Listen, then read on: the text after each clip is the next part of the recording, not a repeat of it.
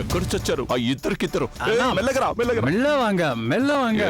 Tamil Nadu tight గా ఒక్కటిస్తాను నీకు అన్నా. అలాగే మీరంతా నాకు జరగాల్సిందేదో జరిగిపోయింది. ఒకవేళ మీరు వాళ్ళని పట్టుకోలేకపోయారంటే అప్పుడు మీ చావు ఖాయం. తమిళనాడు మెల్లగా. అన్నా ఆస్తే నా ఆస్తే. నువ్వు నన్ను సరిగ్గా పట్టుకోకపోతే నిన్నే కలుస్తాను ముందు. నెమ్మది మెల్లవాంగా. మెల్లవాంగా. ఫుగి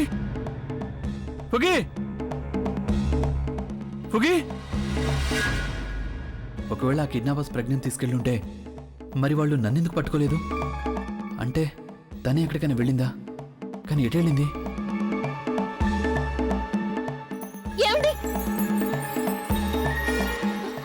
ఎక్కడికి వెళ్ళిపోయారు? ప్లీజ్ తిరిగి వచ్చేయండి.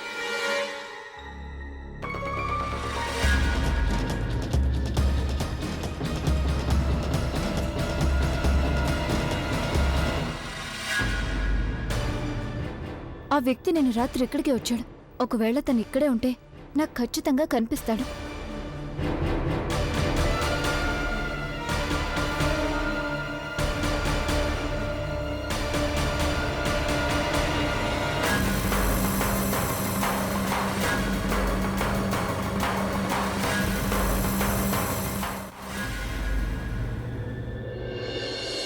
బుల్బులక్క, నువ్వు ఇక్కడున్నావేంటి? అది నేను అయినా ఇక్కడికి వచ్చినప్పుడు ఇంటికెందుకు రాలేదు? నీకు తెలుసు కదా మేము అక్కడే ఉంటున్నామని. అవును పునీత్, అఫ్ కోర్స్ నాకు తెలుసు. నేను వచ్చేదాన్నే పునీత్, కానీ నేను ఏ పని మీదైతే ఇక్కడికి వచ్చానో ముందది పూర్తి చేద్దాం అనుకున్నాను. ప్రజ్ఞ అక్క బావగారి గురించి ఏమైనా తెలిసిందా? వాళ్ళ ఆచూకీ తెలుసుకోవడానికే వచ్చాను. ఇక్కడ లేదు. అయినాక ఏదైనా ప్రాబ్లం ఉంటే నువ్వు నాకు చెప్పొచ్చు. బహుశా నీకేమైనా సహాయపడతాను కదా. సరే పునీత్, కానీ నువ్వెవరికి ఏమి చెప్పనని ప్రామిస్ చేయి. అలాగే. ఎందుకంటే నన్నెవరూ ఏమీ నమ్మడం లేదు. యాక్చువల్లీ నాకు ప్రజ్ఞ యొక్క బావగారి కిడ్నాపింగ్ గురించి ఒకరి మీద అనుమానం ఉంది. పునీత్, దీని అంతటి వెనుక ఆలియా హస్తం ఉందని నాకు అనిపిస్తోంది. ఆలియా బావగారి చెల్లెలు? అవును పునీత్, నాకు తన మీద అనుమానం కలిగినప్పటి నుంచి నేను తను వెనకే వెళ్తున్నాను. నేను నిన్న తను ఎవరితోనో మాట్లాడడం చూశాను. మాటలు వినలేకపోయాను, కానీ ఒకటైతే నోటీస్ చేశాను. అతన్ని ఆమె తిడుతుంది, బెదిరిస్తుంది. ఆ తర్వాత నేను అతన్ని ఫాలో చేశాను. తను ఇక్కడికే వచ్చాడు, కానీ నాకు కనిపించలేదు. అందుకే అతన్ని వెతకడానికి ఇక్కడికి వచ్చాను. చూడు పునీత్, మనం ఎట్టి పరిస్థితుల్లోనూ ఆలియాని ఎక్స్పోజ్ చేయాల్సి ఉంటుంది. ఒకవేళ ఎక్స్పోజ్ చేయలేకపోతే అప్పుడు అక్క బావగారి గురించి ఏమీ తెలీదు. కానీ తనని ఎక్స్పోజ్ చేయడానికి నాకు సాక్ష్యం కావాల్సి ఉంటుంది. అక్క, నీకు ఖచ్చితంగా తెలుసా ఆలియా దీని అంతట్లో ఇన్వాల్వ్ అయిందని? అయితే నా దగ్గర ఓ ప్లాన్ ఉంది. ఏం ప్లాన్?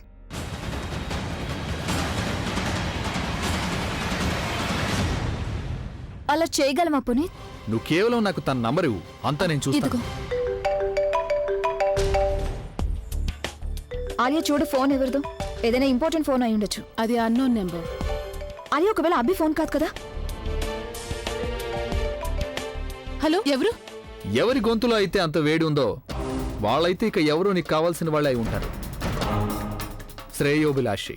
వాట్ రవిష్, ఏం వాగుతున్నావు? నువ్వు గనక ఫోన్ పెట్టేస్తే అప్పుడు నువ్వు చాలా బాధపడాల్సి వస్తుంది. ఎందుకంటే నాకు తెలుసు ఈ లోకంలో నువ్వు అలాంటి ఒకే ఒక్క చెల్లెలివి. ఎవరైతే నీ సొంత అన్నయ్యనే కిడ్నాప్ చేయించావో. అమ్మా, అలాంటి వాళ్ళది నిజమైన ప్రేమ కాదు, అది వ్యామోహం. ఎగ్జాక్ట్లీ చిన్నత్త. నిజంగా ప్రేమించుకున్న వాళ్ళు అలా చేయరు. ఎంత మనసు విరిగిపోతే కన్న కూతుర్ని పట్టుకొని మా దృష్టిలో చచ్చిపోయా ఉంటుందా తల్లి?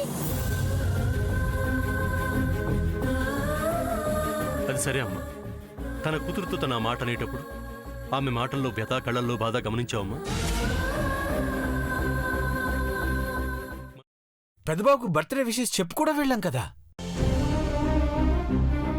ఊరికే ఎలా కాలిపోతుంది? మంట పెడితేనో పడితేనో తగలబడుతుంది.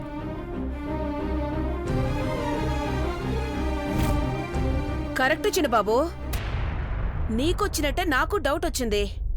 పార్వతే షర్టును తగలబెట్టిందనుకుంటా.